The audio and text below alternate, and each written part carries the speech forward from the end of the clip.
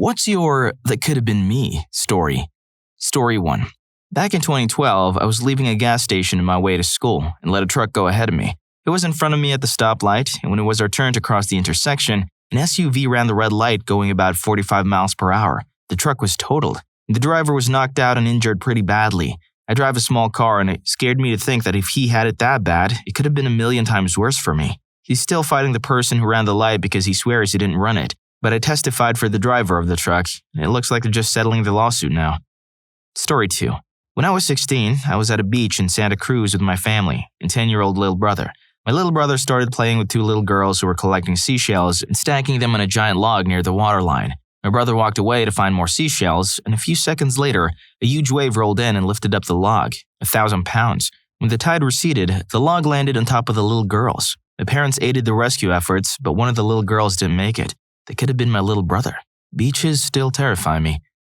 Story 3.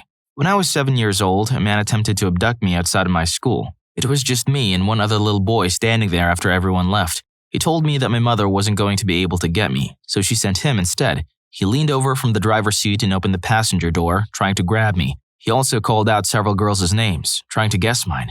The boy motioned for me to go with him, but I took a step back to think first. I did remember my teacher saying a few weeks before that a man like this tried to take a little boy who, he said, had forgotten his lunch. The boy jumped out of the car as it drove away. My mom pulled up behind him as I was trying to figure out what to do at the young age. He drove crazy fast out of there. As an adult, I realized I most likely would have had a very violent and sad outcome. When I watch missing kid reports, I think it could have been me. Story 4. My dad went into the bank to make a transaction. I don't remember what, it was a while ago, and I was about 6 or 7 at the time, so I obviously didn't want to stand in the boring bank, so I sat in the car and played Pokemon. A few minutes later, a woman came up to the car and looked in the windows. When she saw me, she began talking, saying things like, "Your dad told me to check on you," even though she came from a completely different building, and kept asking me to come outside. But I said no and eventually told her my dad was coming back soon. This made her quickly say, "Oh, all right, well, bye then," and she ran off. I didn't realize what she tried to do until I told my dad about it. Luckily, I was at that age where they were educating us about strangers, so I knew not to get out. I'm just glad I was smart enough to stay in the car with the doors locked. Story 5. In 2011, at the beginning of my junior year in high school, I had surgery to fix a hole I tore in my shoulder muscle. I had it on the Monday before the national championship air races in Reno, Nevada, and I live decently close. We go every year and have tickets to the box seats. My parents decided I couldn't go because my meds were too powerful. A double dose of Percocet plus a pill to make me not throw it all up. I was in a brace, and if I got bumped, it could have really messed myself up. So I stayed home. That night on the news, we discovered that one of the racers had lost control and crashed into the box seats. I don't know how many people didn't make it. If I had gone, there is no way a d***ed-up teenager with one working arm would have survived. Story 6. One morning in the summer that I was 7, I went across the street to play with my friends in their yard. We did kid stuff in the back area by the fence for a while. Then it got hot in the early afternoon, so we went back to my yard to play in the sprinkler at my house. Now, the fence we were playing by was low and open, and even at 7, we could easily see into their neighbor's yard on the other side of the fence. There was a little patio and picnic table just on the other side. Early that same afternoon, the dad of the family snapped and ended his wife and 2 kids. For some reason, he immediately hid them under the picnic table. I'm not saying he would have shot us too, but I remember thinking back then that our decision to go to my yard was very much fate on my side. Story 7. As a kid, my friend and his parents took me to an Orioles home game against the Oakland A's. Our section was empty, so we played around in the seats, running around and decided to just sit wherever we wanted to. Around the second inning, a man with his wife and kids showed up late and asked us to move out of their seats. We complied and just scooted down a few seats to continue to watch the game. A couple of innings later, Jose Canseco drilled a foul ball right into the man's chest. It was pretty messed up and required medical attention.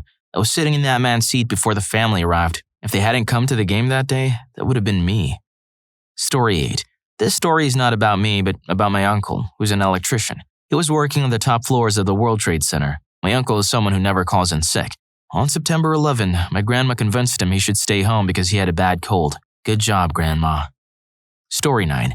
I worked as a field representative for a real estate broker during the housing crisis. Since the company mostly dealt in real estate-owned REO properties, my job was to ensure that vacant homes were maintained and in good enough condition for sale. As you might expect, empty foreclosed homes in bad neighborhoods don't stay empty for long, so I frequently had to visit these areas and deal with anyone who thought it was okay to claim a new home. It wasn't all bad, but I had seen some stuff. One day, I was tasked with training a new field representative, so I decided to take him to the worst areas on his first day so he would know what he was dealing with. The first house we went to was a 2-story, 2-unit trap house in a rough area of Los Angeles. The front unit was empty, but the doors were busted open and the place was torn up. We tried the door to the rear unit, but it was locked. I knocked on the door, and a woman on the other side asked us who we were. We stated our business, and she unlocked the door. As we entered, a big pit bull came running towards me on the right. Another woman, who was sleeping on a mattress on the floor, sleepily grabbed the dog by the collar and asked what we were doing here. The first woman explained that we were with the bank, and the other woman and the dog went back to sleep. I finally got to look at the woman who had opened the door and saw that she was butt naked and in the process of putting on some clothes. I explained the situation to her. Bank foreclosure, she needs to find another place before the bank comes to do an inspection of their own, etc. While I was talking, the new guy motioned towards a group of about 6 hard-looking men who were making their way towards us. The oldest guy, late 40s, stepped up and asked what we were doing. I backed the new guy off and talked to the old guy about what was going on. The woman was his niece, and she needed a place to stay. I was supposed to kick people out, but I felt bad for the guy and the woman, so I told him that the bank wouldn't show up for a week and that I would delay my rounds until then so that they would have some time to find her another place. He was thankful. We started wasting some time talking about whatever. I found that the best way to deal with rough situations is to treat people with respect and make them friendly towards you. A couple of weeks passed, and by this time, the new guy was working on his own. I got a call that I needed to go back to that house and check it out again. I was 5 minutes away, but at this point, I had already been thinking about quitting and said, screw it. I called up the new guy and told him that he needed to check out the house. He said he was 5 minutes away but would leave in about 10. When he arrived, there were a ton of cops in an ambulance. It turned out that a rival gang had taken out a couple of the guys we had been talking to. The guys who got shot were hanging out in the front of the house when the shooters rounded the corner and blasted them. I quit 2 weeks later. Story 10. This story still messes me up. I was in a mounted convoy in downtown Baghdad. I was the 4th vehicle in a 4 Humvee convoy. The typical SOP, standard operating procedure at the time, during an IED strike was for the 4th vehicle, mine, to pull alongside the dirty side, hit side, of any vehicle that was hit, as my medic jumped out and provided first aid, while my gunner and dismounts provided cover with their weapons. Well, the 3rd vehicle in the convoy got hit no more than 20 meters in front of us and kept rolling. It was the loudest thing I had ever heard in my life. Instantaneously, there was machine gun fire everywhere. I screamed at the vehicle commander, asking if I should pull alongside the dirty vehicle. He didn't respond. He was in shock. My gunner, a ranger, the best ranger I ever knew, was blasting away at the dudes. He screamed at me to stop. I hit the brakes. About 5 seconds later, another IED ripped through that same 3rd vehicle and it came to a stop. Couldn't see anything. It was like what I imagined hell to be. It smelled like sulfur from the explosives. It went from clear to pitch black instantly. My dismounts got out and the medic rushed to the hit vehicle. He told me to pull back in my vehicle to protect the scene. No one would tell me what the hell was going on, only that I had to stay in my truck and protect the platoon. They didn't tell me until we got back to the FOB, forward operating base, and the helicopters had flown away that one of my buddies lost his arm. Another had messed up his leg. If I'd moved along the dirty side of the vehicle, that would have been me. I went through a long period of self-loathing and blame. I still deal with it, but I've gone to counseling and gotten help instead of letting it fester and consume me.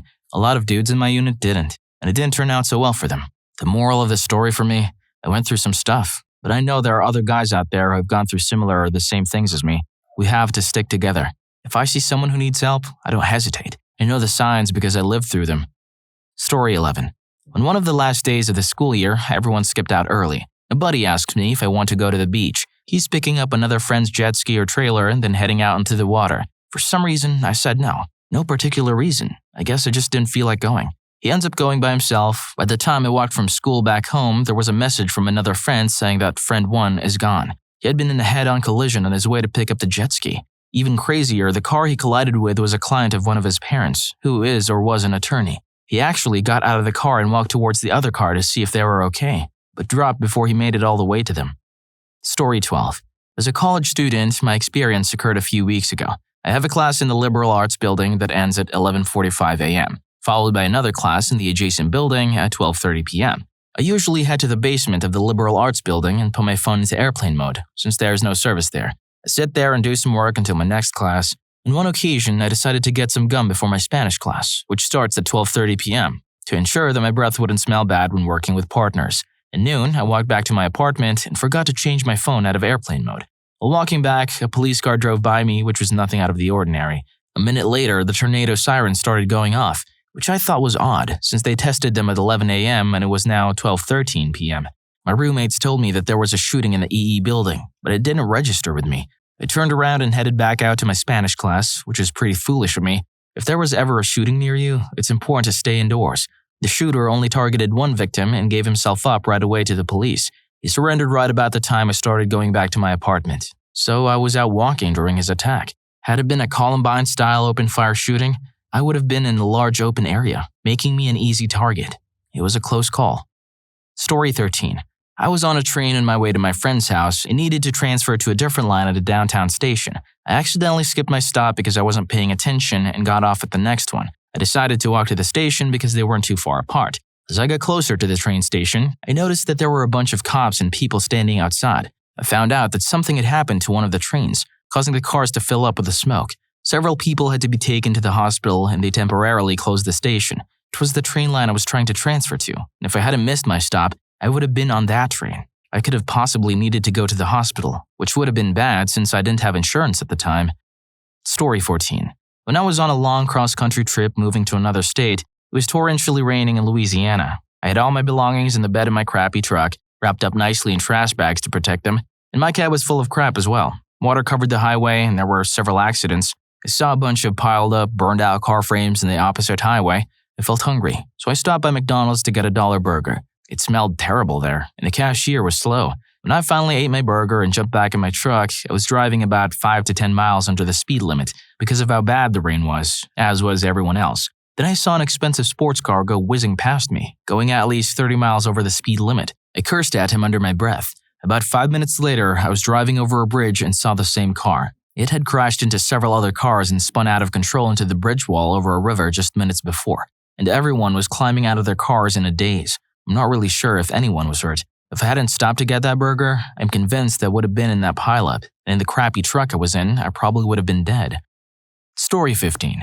My sister is a manic depressive alcoholic. She's overweight, has 2 kids with 2 different men, and does nothing with her life but lives off of other people's money. But still, I love her. She's a sweet person, but I don't want to emulate her. It's sad because when I think about how she used to be when we were children, I know all that she could have been. She was the most popular girl in school and could have had any guy she wanted. Now, I only see her for what she's become. She got to this point because of her manic depression mixed with heavy substance and alcohol use. We have the same mother and father, and in my mind, I struggle with these same manic feelings every day. Most days are good, some days are bad, but I have a wife and friends who love me and keep me grounded. I have a good job, go to school, and try to improve myself every day. I've managed to channel my manic depressive light version into making myself a productive member of society. I know that part of what gives me my creative edge is that little bit of crazy inside of me, but that edge cuts both ways, and that's what worries me. When I look at my sister, I realize I could have turned out to be like her if I wasn't careful, and I still could if I didn't keep control of myself. I'm lucky to have the life I do, and almost all of that credit goes to my wife for keeping me sane. She's always grounded, but I still walk the razor's edge, and I worry I might end up like my sister if the bad angels of my nature defeat the better ones. Story 16. During my deployment in Afghanistan, I was injured and had to be evacuated by medevac. Before the incident, I was always in the lead vehicle with my team chief. However, after my injury, our team was short one person, so they replaced my team chief with a full team. Less than 24 hours later, the team in the lead vehicle hit an IED, resulting in the deaths of the driver, who would have been me, and the team chief, who would have been him. I never complained about my injuries again. Story 17. My sister and I were waiting at a bus stop after a doctor's appointment for her sunburned feet. Since she was in pain, she chose to sit while I stood at the pole waiting for the bus. A middle-aged man in a small white car pulled over, leaned over his passenger seat, and offered us a ride. Since I didn't recognize him, I declined his offer. He became angry and started screaming at me to get in the car. But I stood my ground and waited for the bus. As I sat down, my sister said that's what I get for looking 15 and alone. I'm 20. It dawned on me that if I had accepted the ride, I could potentially be dead with no witnesses. A few weeks later, a girl at my work and her friend had the same experience at the bus stop. I was glad that I didn't get in the car. Story 18. I left a barbecue or party in a park located in a dangerous area of the North Bronx. 15 minutes later after I left, a gang arrived and held up the entire party at gunpoint. My friends had to walk home barefoot and convinced MTA employees to let them ride the train since they had lost their wallets and cell phones. As a teen, a friend offered me a line of narcotics that he had just bought. He bragged about what a great deal it was. I declined, telling him that I had homework to do and wanted to be sober when I saw my girlfriend later that day. She was pretty clean and would not have appreciated me being under the influence when she came to see me. The batch was tainted either because it was not cleaned properly or because it was sold as narcotics with a lower lethal dose. My friend took it and died a few minutes later. Story 19. Once in first grade, I let a kid cut me in line, and he got the lucky tray. The ice cream he won should have been mine. Story 20. I went to Taco Bell with Mom and a friend, and I said I would just share with him, even after being told that Mom would buy me one, no problem. The next guy in line got a drink. He won a $40,000 Land Rover in the cup contest.